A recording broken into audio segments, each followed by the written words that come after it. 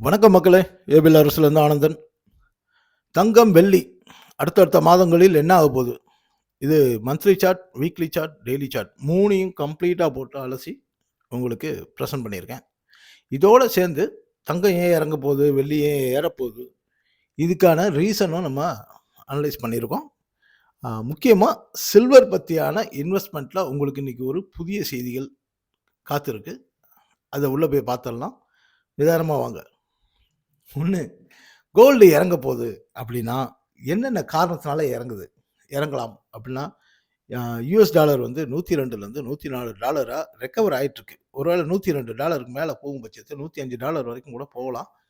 அப்படி போகும்போது கோல்டு வந்து நல்ல அடி விழுகும். இது ஒரு அதாவது அது இது ஒரு ஒரு காரணம். 2வது ட்ரம்ப் மேல இந்த பயம் போயிடுச்சு இப்போ எல்லாருக்குமே. ஆரம்பத்தில எல்லாரும் பயந்ததுனால என்ன பண்ணாங்கன்னா, "ஐய்யயோ! என்னென்னவோ பண்றாரே!" அப்படின்னு சொல்லிட்டு வேக வேகமா அதுக்கான மாற்று வழிகளை தேடுனாங்க. அது லைக் ஹெட்ஜிங் போட்டாங்க இல்லையா? கோல்ட பர்ச்சேஸ் பண்ற மாதிரியான ஹெட்ஜிங் போட்டாங்கல்ல, அந்த மாரி வேலையெல்லாம் ரொம்ப அக்ரெசிவா பதட்டமா பண்ணாங்க. இப்போ இது ஒரு வந்து ஒண்ணும் பெருசா வேலைக்கு ஆகாது அப்படின்ற மாதிரியான அந்த பயம் போயிடுச்சு. கொஞ்சம் அலட்சியம் வந்துருச்சு. உலக நாடுகளுக்கு மட்டும் இல்ல, உள்ளூர் மக்களுக்கும் அப்படித்தான் இருக்கு. அதாவது செனட், காங்கிரஸ் எல்லாம் போயா அப்படின்ற மாரி இருக்காங்க. அப்புறம் உலக அளவுல வந்து போர் பதட்டம்ன்றது இப்பொழுதைக்கு பெரிய அளவுல இல்ல. வெனிசுலாவ தவிர. வெனிசுலாவிலயும் பெருசா இருக்காதுன்னு தான் நெனைக்கிறோம். ஏன்னா அவங்க வந்து சும்மா மிரட்டிட்டு தான் இருக்காங்க. பெருசா நடக்காதுன்னு நெனைக்கலாம். ஸோ அந்த மாரி ஒண்ணும் இல்ல. அப்புறம் ரஷ்யா, உக்ரைன் வார் வந்து ரஷ்யா கை நல்லா ஓங்கிடுச்சு. அதனால இனி நம்ம பிரைம் மினிஸ்டர் சொன்ன மாரி இது ஒரு கான்ஃப்ளிக்ட் தான் இனிமேலு.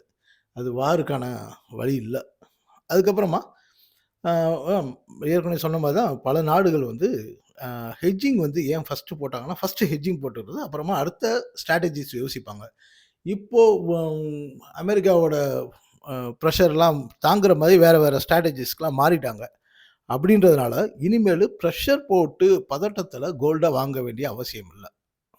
ஸோ இது இறங்குறதுக்கானது இல்ல. ஏறுறதுக்கான வழிய தடுக்கிறதுக்கான வழி அது.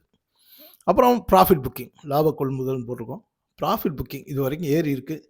இப்போ அது அ அடுத்து வந்து ப்ராஃபிட் புக்கிங் அங்கங்க நடக்கும்.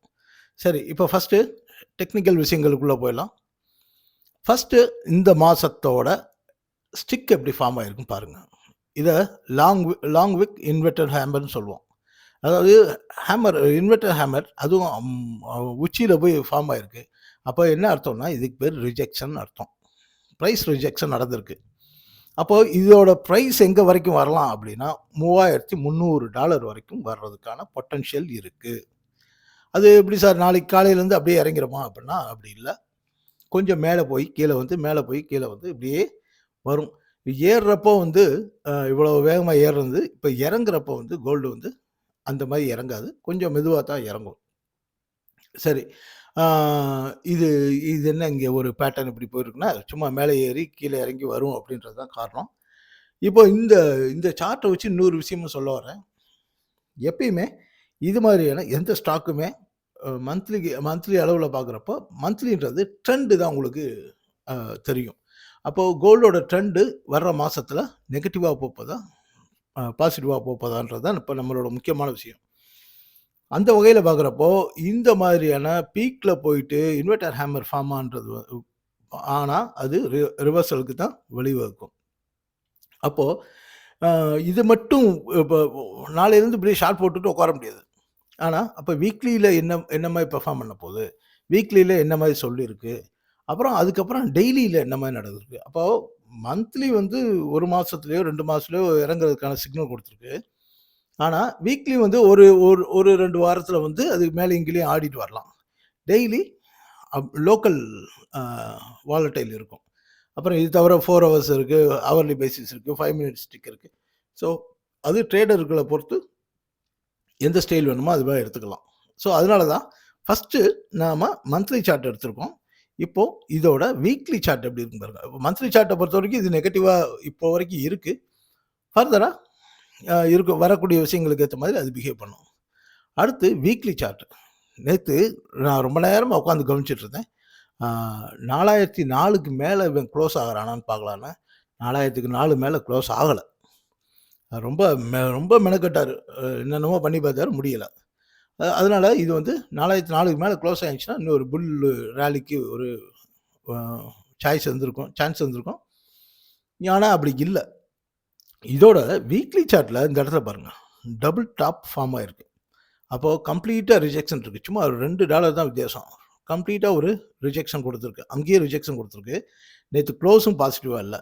இந்த கணக்குப்படி பார்த்தா, வீக்லி கணக்குப்படி பார்த்தா, வ 3650 வரைக்கும் பொட்டன்ஷியல் இருக்கு. நான் இங்க பொட்டன்ஷியல்ன்ற வார்த்தைய வந்து டார்கெட்ன்ற வார்த்தைக்கு அ ஈக்குவலா யூஸ் பண்ணிக்கிறேன்.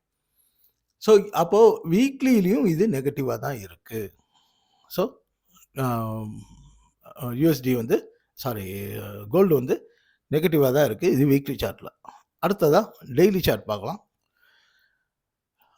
இப்போ இந்த டெய்லி சார்ட் படி பார்த்தீங்கன்னா, இப்போ இத தான் முதல்ல சொன்னோம். 4000 அப்படியே கீழ வருமா சார்? அப்படின்னா அப்படி இல்ல. இங்க பாருங்க. டெய்லி சார்ட் படி இது 4150 வரைக்கும் போக வேண்டியது இருக்கு. அதே நேரத்தில கீழ வந்து 3850 இந்த அ இடத்த வந்து ரீச் பண்ணாம எஸ்கேப் ஆயிருக்காரு. அதனால இப்பயே நேரா வரணுன்றத விட, இது 4150 போயிட்டு கூட திரும்பி வரலாம். அப்படி திரும்பி வரும்போது 4150 வரைக்கும் போயிட்டு திரும்பி வரும்போது, நம்ம ஏற்கனவே சொன்னோம் இல்லையா? மந்த்லில பார்த்தோம்ல. அந்த இப்ப இங்க பாருங்க. இதுல டெய்லில 3850 ஒரு டார்கெட் மிஸ் பண்ணியிருக்காரு. ஆ வீக்லில வந்து 3650 ஒரு டார்கெட் காமிக்குது. மந்த்லில என்ன சொன்னோம்? 3300 காமிக்குதுன்னு சொல்றோம். அப்போ இந்த ட்ரெண்ட் வந்து கிளியரா இருக்கு. ஆனா, டெய்லி சார்ட்ல பொட்டன்ஷியல் எப்படி இருக்குன்னா, மேல 4150 வரைக்கும் போ வேண்டியது இருக்கு. ஸோ, அங்க போய் ரிஜெக்ஷன் குடுத்தா, நமக்கு மேல லாஸ்ட்டா 2 சார்ட்லயும் பார்த்தா, டார்கெட்ஸ் கீழ இருக்க டார்கெட்ஸ காமிக்கும். இதுதான் இப்ப கோல்டோட இது இருக்கு. இது தவிர 4 ஹவர் சார்ட் பார்த்து ட்ரேட் பண்றவங்க இருக்காங்க. ட்ரேடர்ஸ் வந்து அவங்கவங்க ட்ரேடிங் ஸ்டைலுக்கு ஏத்த மாரி அவங்க இத எடுத்துக்குருவாங்க. இது வந்து ஓவராலா ட்ரெண்ட். சரி, இப்ப அடுத்து முக்கியமா வெள்ளிக்குள்ள போயிடலாம். சில்வர் வந்து கோல்டு வந்து ஒரு ஃபினான்ஷியல் டூல். ஆனா சில்வர் வந்து அப்படி இல்ல. Industrial tool. அதனால எங்கெங்கெல்லாம் யூஸ் ஆகுது அப்படின்னு பார்த்தீங்கன்னா, எல்லாமே இண்டஸ்ட்ரியில தான் நெறைய யூஸ் ஆகுது. இப்ப நம்ம கோல்ட வாங்கி ரிசர்வ் வைக்கிற மாரியோ, இல்ல நம்ம கோல்டுக்கு இன்வெஸ்ட்மென்ட்டா நம்ம வைக்கிற மாதிரியோ, சில்வரையும் வைக்கிறோம். கொஞ்சம் பேர் வைக்கிறாங்க. ஆனா நிஜமாவே அதோட பயன்பாடு பார்த்தீங்கன்னா, இண்டஸ்ட்ரி தான். எங்கெங்கலாம்னா, எலக்ட்ரானிக் இண்டஸ்ட்ரீஸ், கிரீன் எனர்ஜி. இன்னைக்கு வேர்ல்டுல ரொம்ப முக்கியமா இருக்கிறது கிரீன் எனர்ஜி, ஆட்டோமொபைல், இந்த heat exchangers, alloy industries, solar panel, medical equipments இதெல்லாம் தயாரிக்கிறதுக்கு சில்வர் வந்து ரொம்ப அதிகமா பயன்படுகிறது. சரிங்களா? அது ஏற்கனவே சொன்ன மாரி தான் தங்கம்ன்றது ஃபினான்ஷியல் டூல், வெள்ளி வந்து இண்டஸ்ட்ரியல் டூல். ஒரு எக்ஸாம்பிளுக்காக பாருங்க. தங்கம் இந்த வருஷம் மொத்தமா ஏறுனது 68% ஏறியிருக்கு. இத தான் முக்கியமா சொல்லணும்னு நெனச்சேன். இப்போ வரைக்கும் 67% ரிட்டர்ன் குடுத்துருக்கு. அதாவது ஹைய கம்பேர் பண்றப்ப 68% ஏறியிருக்கு. இப்போ குளோசிங் கணக்கு பார்க்குறப்ப 66 புள்ளி சம்திங் வந்தது. நான் 67ன்னு வச்சுக்கிட்டேன். வெள்ளி நெ போன வருஷம் குளோஸுக்கும், இந்த வருஷம் ஹைக்கும் இது பண்ணீங்கன்னா 88% ரிட்டர்ன் குடுத்துருக்கு. ஆ இப்போ வரைக்கும் இந்த குளோசிங் வரைக்கும் பார்த்தாலும் 69% ரிட்டர்ன் குடுத்துருக்கு. ஸோ இதெல்லாம் வெள்ளிக்கான விஷயம். ரொம்ப முக்கியமானது. வெள்ளிக்கான ரொம்ப முக்கியமான விஷயம் என்னன்னா, இந்த வருஷம் அதாவது டிசம்பர் 31ல 49.8க்கு மேல குளோஸ் ஆனா, ஆ உலக அளவுல தொழில் வளர்ச்சி நல்லா இருக்கும்னு வச்சுக்கலாம். சரிங்களா? ரொம்ப ரொம்ப அபரிமிதமா இருக்கும். அதுவே 38.3 இருந்துச்சுன்னா, ஒரு சின்ன அ ஸ்டாக்னன்ட் குடுத்து சுமாரா இருக்கும். உலக அளவுல தொழில் வளர்ச்சி. அப்ப இதுவே நமக்கு ஒரு நல்ல இண்டிகேஷன் சில்வருக்கு. இப்போ சில்வரோட டெக்னிக்கல் விஷயங்களுக்கு உள்ள போவோம். இங்க பாருங்க. சேம் பேட்டர்ன் அமைஞ்சிருக்கா? ரிஜெக்ஷன் இது கோல்டு மாதிரியே இதுலயும் வந்திருக்கு. ஸோ அப்ப நம்ம என்ன என்ன நெனைப்போம் அப்படின்னா, கோல்டு மாதிரி இதுவும் கீழ வர வேண்டியது இருக்கு. அப்படி வந்தால், ஒருவேள அப்படி கோல்டு மாதிரியே இதுவும் கீழ வந்துச்சுன்னா, $36 வரைக்கும் வரும். இது வந்து ஒரு அ மிட் டெர்ம் கரெக்ஷன் வச்சுக்கங்களேன். மிட் டெர்ம் கரெக்ஷன்ல $36 வரைக்கும் வரலாம். ஆ ஆனால் நான் தான் சொன்னேன் இல்லையா? ஏர்லி சார்ட் படி பார்க்குறப்போ, அது பாசிட்டிவா இருக்கு. இயர்லி சார்ட் படி நல்ல பாசிட்டிவா இருக்கு. சரி. இது மந்த்லியில கிட்டத்தட்ட அந்த சார்ட் மாரி தான் இருக்கு. அதனால நெகட்டிவா வந்தா இங்க வரைக்கும் வரலாம்.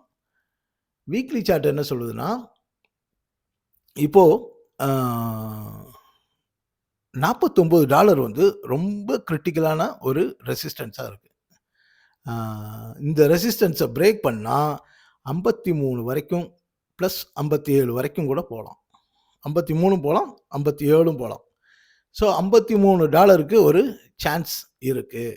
எப்போ $49 மேலே நின்னா, இப்போயே 48.58 தான் இருக்குது. ரைட்டு. அதே மாதிரி கீழே 43.5 அப்படின்ற அந்த டார்கெட்டை மிஸ் பண்ணிவிட்டு மேலே போயிட்டுருக்காரு. அப்படின்னா என்ன அர்த்தம்? இது வீக்லியில் இங்கே வந்துட்டு திரும்ப மேலே ஏதாவது மேலே இருக்க டார்கெட்டை முடிச்சுட்டு கீழே வர்றதுக்கான சான்ஸ் இருக்குது. அப்படி வரும்போது $42 வரைக்கும் வர்றதுக்கு சான்ஸ் இருக்குது. இதெல்லாம் வந்து ரிஜெக்ஷன் நடந்தால். இது வீக்லி சார்ட்டுக்கான அனலைஸ். அப்புறம் டெய்லியில் என்னென்னா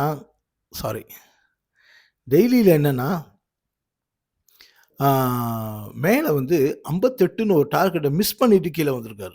அது அங்கே போக வேண்டிய டார்கெட்டு அங்கே போகாமல் கீழே வந்திருக்காரு. கீழே வந்து இந்த இடம் இருக்குல்ல, இந்த ஹேமர் பக்கத்தில் அழகாக வந்து டார்கெட்டை முடிச்சுட்டு திரும்ப மேலே போயிருக்காரு. ஸோ அதனால் இந்த ஏரியான்றது நம்ம ஏற்கனவே வீக்லியில் கூட பார்த்தோம். 49 இந்த ஜோன் வந்து 49. ஸோ இந்த ஏரியாவில் கன்சால்டேஷன் நடந்தாலோ இல்லை அதை பிரேக் பண்ணி ஸ்ட்ராங்காக உடைச்சாலோ அடுத்து மேலே 58 வரைக்கும் போகிறதுக்கு சான்ஸ் இருக்குது. ஆனால் அதில் இது வந்து பழைய மாதிரி ஒரு விக்ரஸாக அப்படி ரொம்ப அக்ரெசிவாக ஏறும்லாம் நம்ம எதிர்பார்க்க முடியாது. ஆனால் இப்பொழுதைக்கு அவரோட மூவ் வந்து இப்படி தான் இருக்குது. ஸோ நான் இதில் என்ன சொல்ல வரேன்னா, இப்போ கோல்டு இறங்கும்போது சில்வரும் ஓரளவுக்கு இறங்கும். நீங்கள் லாங் டேர்முக்கு இவ்வளோ நாளாக கோல்டுக்கு போனதுக்கு பதிலாக லாங் டேர்முக்கு இப்போ சில்வருக்குள்ளே போய் பாருங்கள். ஒன்று ஃபினான்சியலாக உங்களுக்கு ஃபினான்சியல் டூலாகவும் அதை நீங்கள் யூஸ் பண்ணிக்கலாம். அதே நேரத்தில் உலக அளவில் இண்டஸ்ட்ரி வளர வளர நீங்கள் இதில் ப்ராஃபிட் கிடைக்கும். அதாவது இண்டஸ்ட்ரி வளர வளர கோல்டு வந்து ஸ்டாக்னட் போகும், சில்வர் நல்லா வளரும். இண்டஸ்ட்ரி வந்து உலக அளவில் வந்து ஃபினான்ஷியலாக ஏதாவது பிரச்சனை வந்தால் கோல்டு மேலே போகும், சில்வரும் அதுக்கு ஈக்குவலாக அதுவும் சேர்ந்து மேலே போகும். ஸோ எப்படி பார்த்தாலும் உங்களுக்கு கோல்டை விட சில்வரோட இன்வெஸ்ட்மெண்ட் வந்து உங்களுக்கு நல்ல ரிட்டர்ன் கொடுக்க போகிறது. இதை விட இது வரைக்கும் இருந்ததை விட இனிமேல் நல்ல ரிட்டர்ன் கொடுக்க போகிறது. ரைட்டு மக்களே, இது வந்து இன்னைக்கு புல்லியன்ஸ் பற்றி பார்த்துட்டோம். அடுத்து ஸ்டாக்ஸும் இந்த மாதத்துக்கான இண்டெக்ஸஸும் பார்த்தலாம். அதுவரை நன்றி, வணக்கம்.